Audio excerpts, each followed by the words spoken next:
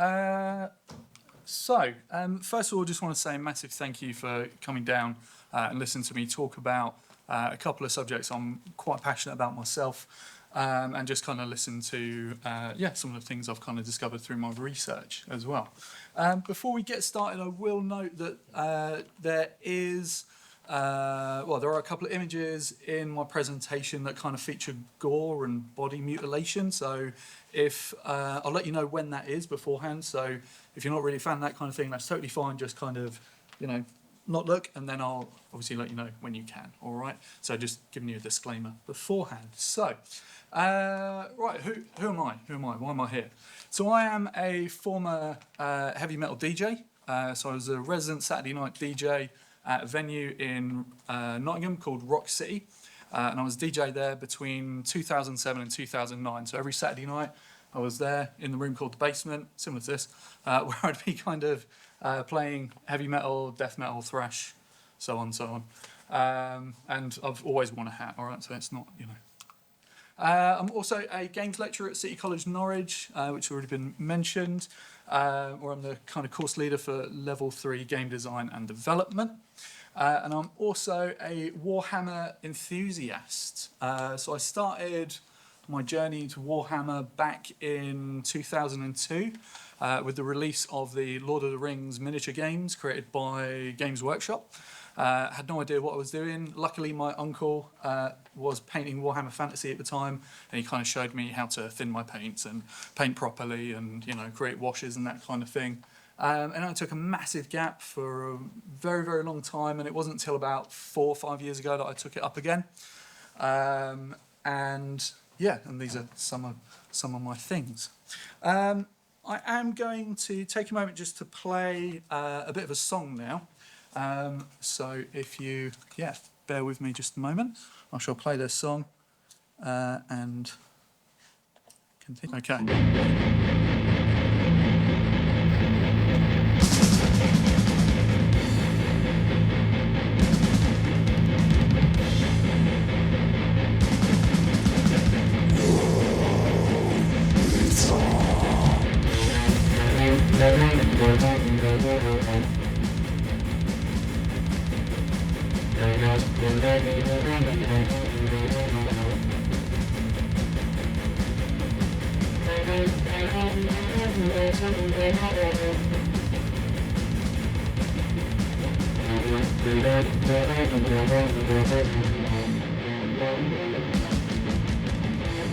Okay, I'm going to stop it there. I was, subtly kind of doing that as well, just like, when the riff comes in slow and heavy, there's a bit of that, so some of you are kind of going like this as well, so I think we're all in the right place. So I was painting one day when I was kind of back in the hobby again, listening to an old set list, and that song came on, World Eater by Bolt Thrower, and I think I was painting Chaos Space Marines at the time, and I hadn't really ever made that connection. It was so obvious, and I kind of listened to the lyric of World Eater and I was like, is there a connection? And yeah, absolutely, there is.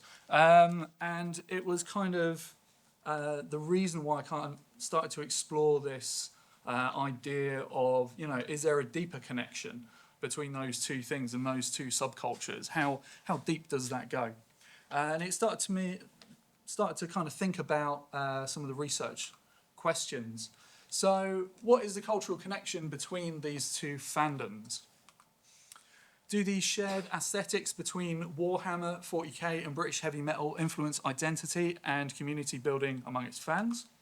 What aesthetic, narrative and symbolic parallels exist between the two cultures? What role does subcultural capital play, and how do people earn respect and status within each of those scenes? And finally, does this all mean that Warhammer 40K fans are in fact their own subculture that parallels heavy metal fandom? So, bit of contextual background, because some of you may be here because you're fans of heavy metal or Warhammer. So, brief sort of discussion about Warhammer 40K. I could go on for much longer, so I will keep this very short. It is a grimdark galaxy. It was a tabletop miniature war game created by Games Workshop in the 1980s. It evolved over time and grew into like an expansive universe with kind of books and comics and merchandise and video games, and there's animated shows as well on their streaming service. And it's kind of got a grimdark aesthetic. Just very quickly, show of hands. How many of you have heard that phrase before, grimdark? Yeah, good. Okay, cool. That's all right. Yeah, so as it evolved, the tone of the game kind of evolved into a much more serious narrative. And then we kind of had this phrase at the beginning of every edition of the game. In the grim darkness of the far future, there is only war. That's it. It's just war all the time. There's no heroes or villains. The universe is morally ambiguous. Warhammer 40K fans will often say there are no good guys, and there aren't. There are only good guys. If anyone finds any, please let me know. The Chaos Gods are kind of seen as the big bad. They're the forces of corruption and chaos, feeding off of kind of war and violence and despair, representing those darker elements of the universe. So they're kind of the big bad, and that's them. So on the far left here, we have Tzeentch, who is the god of change. Then we have Nurgle, who is the god of death and decay. Then we have the god Khorne, who is all about war and killing. And then we have Slaanesh, who is the god of excess. So British heavy metal then, often referred to as new wave British heavy metal or just heavy metal. It's often the sound of rebellion, and it started its foundations in industry. So in the 1970s, industry in this country was massive. There were factories everywhere. A lot of production came from this country. And the band Black Sabbath kind of started their roots out in Birmingham.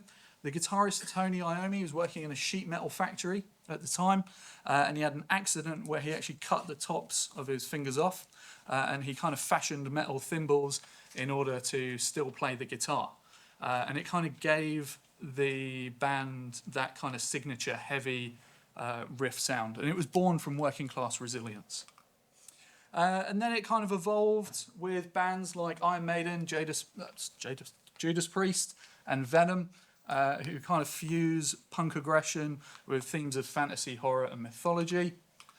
And then some kind of darker subgenres evolved from that. So you had kind of doom, death, black metal, exploring kind of war, nihilism, and decay, and the occult. And then in the 1990s, you saw bands like Bolt Thrower, Napalm Death, and Cathedral coming out of Britain. Again, kind of expanding on those themes of death, decay, war-torn landscape, and it kind of starts to mirror that grimdark universe. And in Bolt Thrower's case, quite literally. So this is kind of a literal bridge between those two things. On the left-hand side is the cover art for the first edition of Warhammer 40K, referred to as Rogue Trader, which features some Crimson Fist Space Marines. On the right-hand side, we have the album cover for The Realm of Chaos by Bolt Thrower. That's exactly the same artwork. So, Bolt Thrower are a band that were formed in Coventry. They took their name directly from the 40K weapon, either referred to as the bolter or bolt gun. Their 1989 album, The Realm of Chaos, featured the artwork and was actually a licensed Warhammer product. So the cover art kind of come from that. So the themes come straight out of that universe. And we can see it within the sleeve artwork of that record. So on the left-hand side down the bottom here, we've got the Games Workshop logo, which is directly opposite the Earache Records one. Earache Records was a record company up in Nottingham, same time that GW were there manufacturing. We can see images of the Chaos God Nurgle. We can see symbols of Slaanesh. And we can see this symbol here, which is the Chaos Star. So anytime you see any kind of Chaos Space Marine or any kind of demon or what have you, they will often have that mark to identify themselves as being part of Chaos.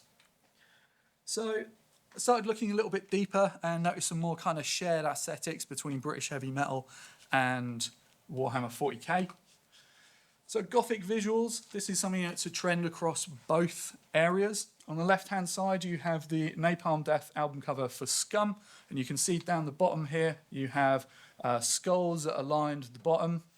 of the image. On the right-hand side, you see the chaos god Khorne, and again, we can see these skulls in kind of the same place as well.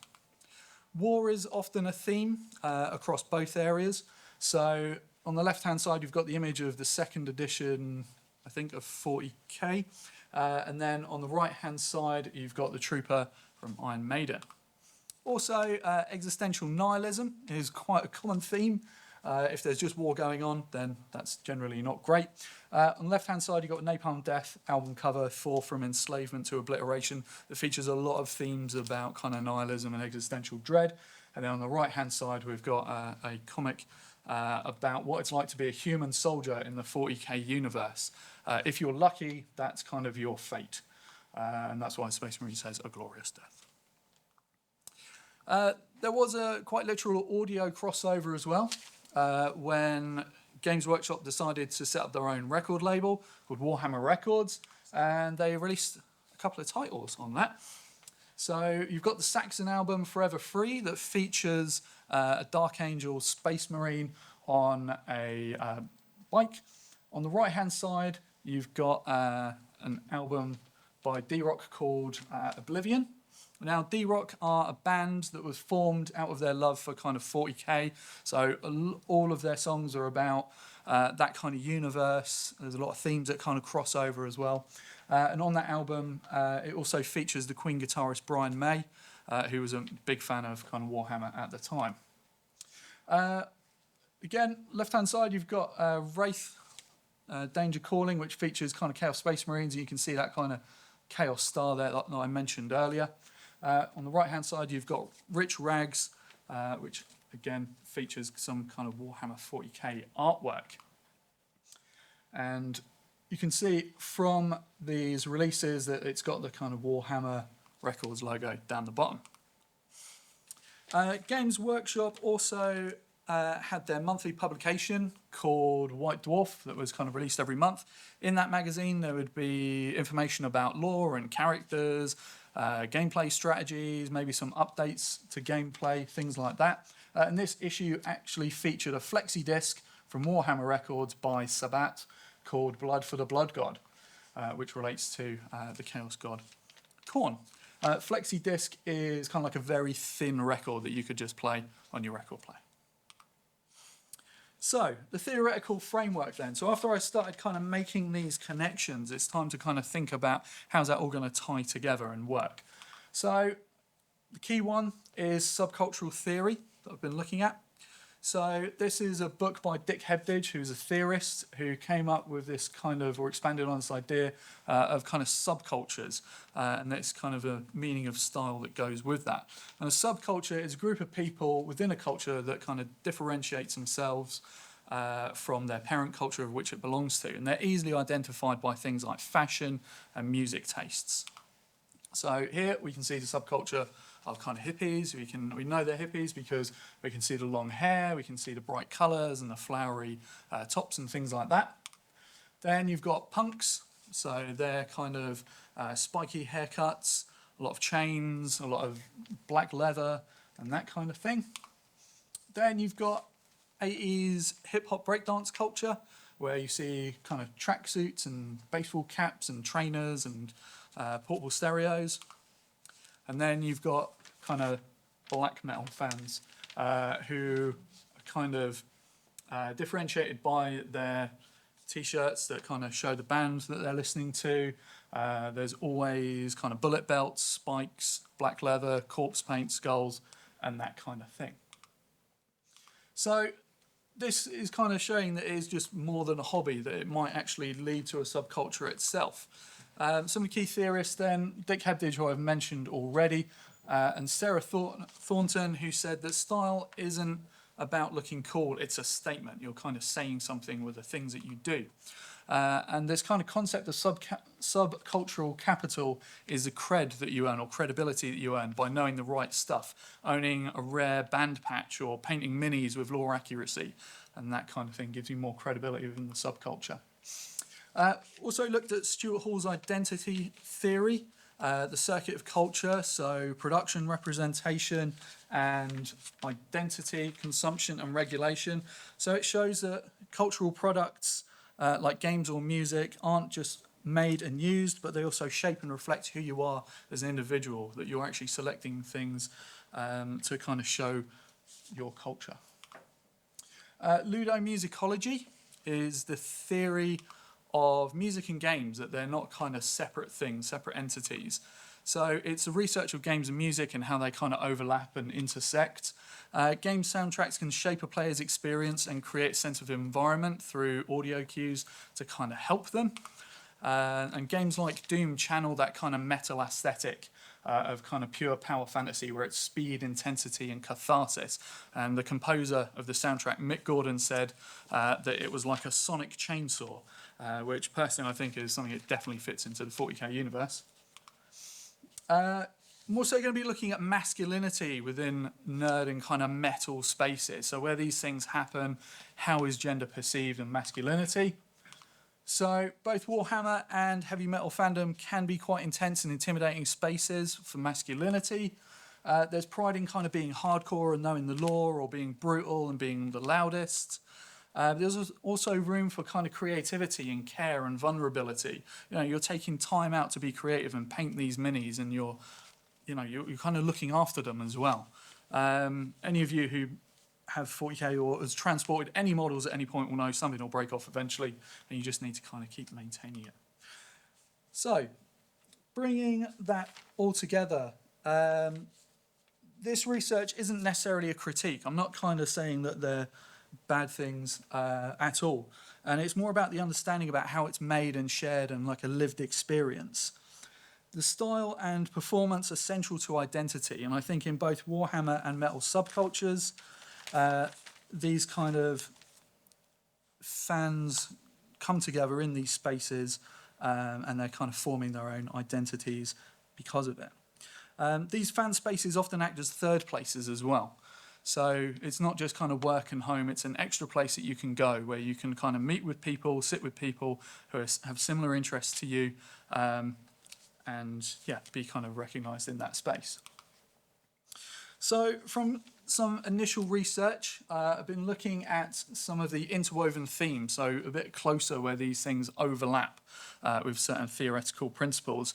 This is where that gore bit comes in, by the way, if you, yeah, there we go. Yeah, so as I mentioned, there is some gore in here. So the first theme is chaos, death, and abjection. So both Warhammer and heavy metal are kind of obsessed with chaos and decay and death, but it's not just kind of darkness for its own sake. These images are used to challenge the ideas of control, order, and morality. This was a theory by Julia Kristeva, the theory of abject. I think the simplest way to explain it is there's a reason why you kind of feel uncomfortable if someone's sick, or if some kind of bodily fluid is produced, you're kind of a bit like, ugh. And the same with kind of dead bodies and seeing cadavers and that kind of thing. It reminds you of your own mortality. And we can see where that's kind of put into play on the left-hand side with the model of Rotigus, who is a Nurgle demon prince, I believe. You can see kind of open, exposed wounds on the left-hand side. You can see teeth and saliva, and maggots falling out of the mouth, so some clear abject themes throughout. On the right-hand side, we have the Carcass album cover, Symphonies of Sickness, which has littered with cadavers and dead bodies and body parts, but also kind of chunks of flesh and meat as well. So again, feeding into that theme of the abject. Theme 2 is about ritual community and how they're kind of perceived from the outside perspective. So game nights and gigs have kind of a ritualistic feel to them.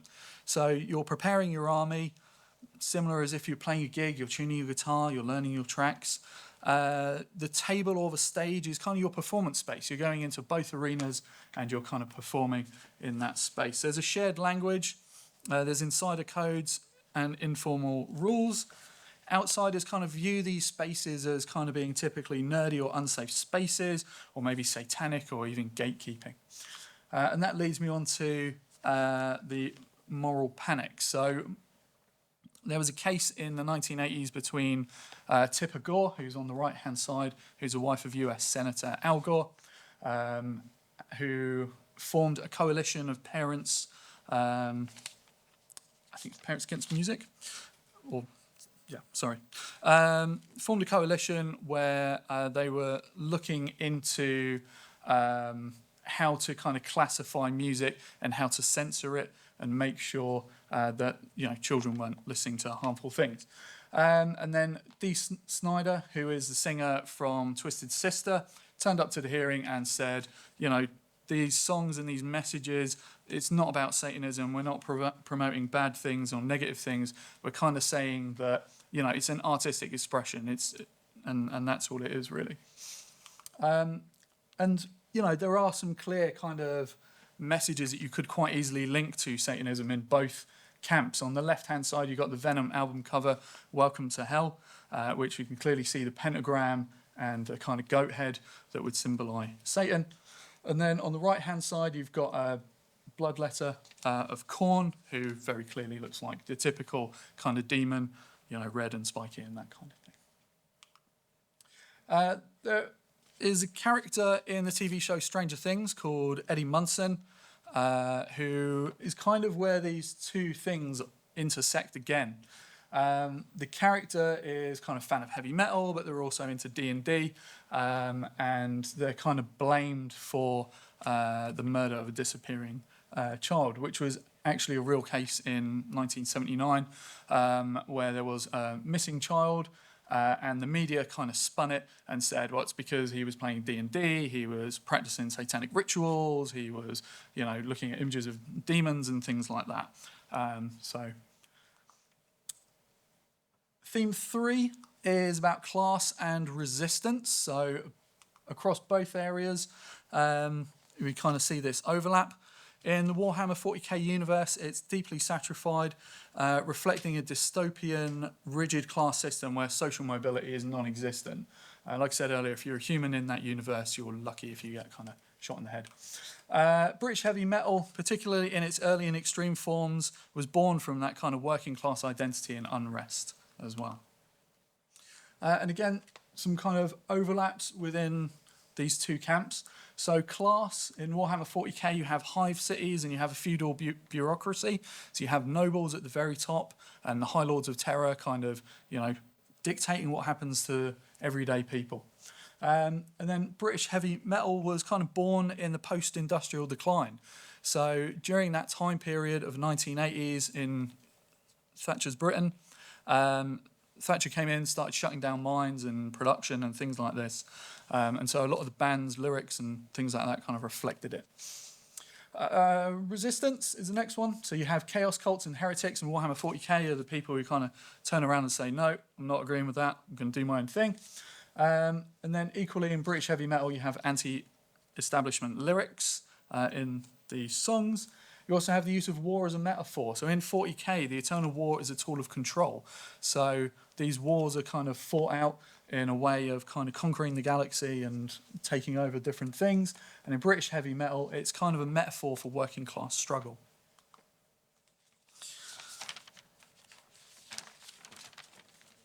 So these themes all intersect across both universes of heavy metal fandom and Warhammer.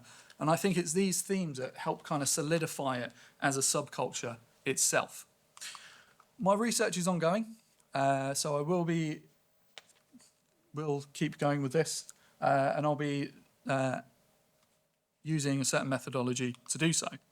So I'll be doing ethnographic field work, so I'll be going out to games nights, painting clubs, and tournaments to where these cultures live. We're going to gigs, metal festivals, record shops, things like that to talk to people. I'll also be talking with the community as well. So having semi-structured interviews with miniature painters, tabletop players, musicians, metal fans, and people who kind of transcend both worlds. We'll also be analysing the culture visually and thematically as well. So I'll be looking closely at paint schemes, army names, dioramas, song lyrics, album artwork, memes, online forums, things like that. Now, what I am hoping is that this will form the basis of a PhD one day.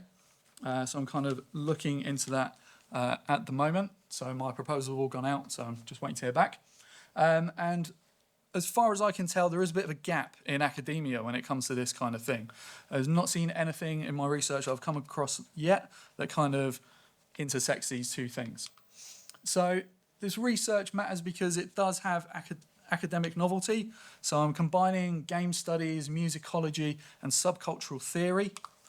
I'm also providing a cultural insight, so crafting how people craft identities through play, music, and lore, and exploring ritual and aesthetics within the community.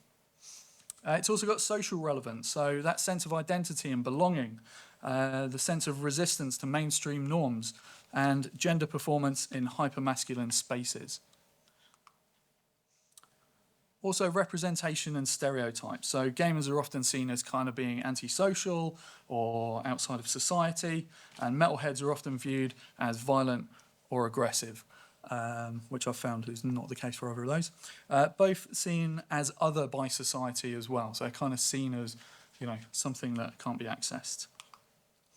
So, in conclusion, these aren't just kind of fringe interests, but they are third spaces where identity is rehearsed and recognised. And it's for these reasons that I've outlined today that those who engage with Warhammer, it's not just about the fandom, but it's part of something much larger subculture. And it means that their practices and identities and creative expressions deserve to be understood as culturally significant and socially meaningful. Thank you for listening to me talk. Thanks.